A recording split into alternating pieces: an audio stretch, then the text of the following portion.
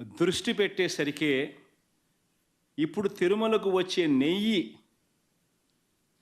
కల్తీ జరిగిందంటూ ఇంకో డైవర్షన్. ఇది నిజంగా అన్నిటికన్నా ఇంకా ఆశ్చర్యం కలిగించే పెద్ద డైవర్షన్.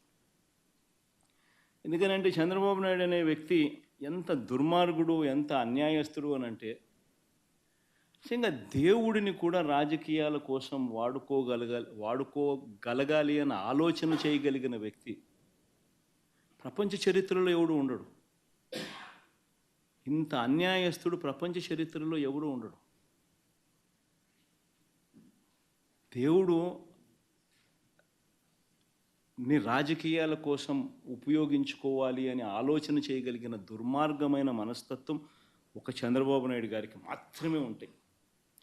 నిజంగా ఇది ఎంత దారుణమైన డైవర్షన్ పాలిటిక్స్ అంటే, ఒకవైపున 100 రోజులు చంద్రబాబు నాయుడు గారి పరిపాలన మీద ప్రజలందరూ కూడా చంద్రబాబు నాయుడు మీద కోపం వెలుపుచుతూ ఉన్నారు. ఏమైనా మా సూపర్ 6లు, ఏమైనా మా సూపర్ 7లు అని చెప్పి ప్రజలు నిలదీస్తూ ఉన్నారు. ఇలాంటి నేపథ్యంలో ప్రజల మనసును డైవర్ట్ చేసేందుకు చంద్రబాబు నాయుడు చేస్తూ ఉన్న అతి దుర్మార్గమైన ఆలోచన ఈ కట్టుకథ. నిజంగా ఈ కట్టుకథ ఎంత దుర్మార్గము అనేది నేను మీ అందరికీ కూడా ఒక కొద్ది నిమిషాలు మీ టైంలో ఇస్తే నేను ఎక్స్ప్లెయిన్ చేస్తా. మీరే ఆలోచన చేయమని చెప్పి కూడా మిమ్మల్ని అందరినీ కూడా నేను కొడతా ఉన్నా. ఇంత దుర్మార్గపు పని చేయగలుగుతారా ఎవరైనా? చేయడం ధర్మమేనా అని అందరూ ఆలోచన చేయమని అడుగుతా ఉన్నా.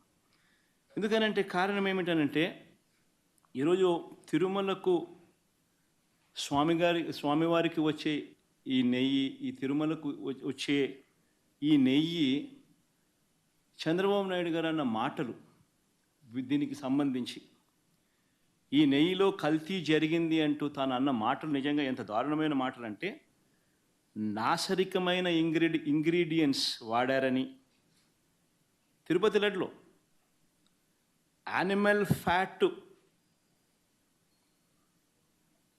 గీక్ బదులు వాడినారని,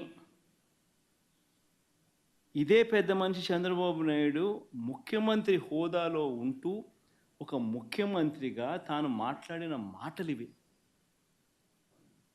నిజంగా ఒక ముఖ్యమంత్రిగా ఉన్న వ్యక్తి ఈ మాదిరిగా అబద్ధాలు ఆడడం ధర్మమేనా? కొన్ని కోట్ల మంది వెంకటేశ్వర స్వామి భక్తులు దేశవ్యాప్తంగా కాదు ప్రపంచవ్యాప్తంగా ఉన్నారు.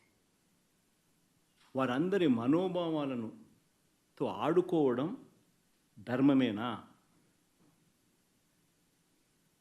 నిజంగా అసలు ప్రొసీజర్ ఏంది, ప్రక్రియ ఏంది, ఎలా జరుగుతుంది అన్నది నిజంగా కూడా అందరూ ఒక్కసారి ఆలోచన చేయాలి. ఈరోజు ఈ నెయ్యి సప్లై చేసే ఈ కార్యక్రమం ఏదైతే జరుగుతూ ఉందో, ఇదేదో కొత్తగా జరిగే కార్యక్రమం కాదు. ఇది ప్రతి 6 నెలలకు ఒకసారి ఇది రొటీన్గా రెగ్యులర్గా జరిగే కార్యక్రమం.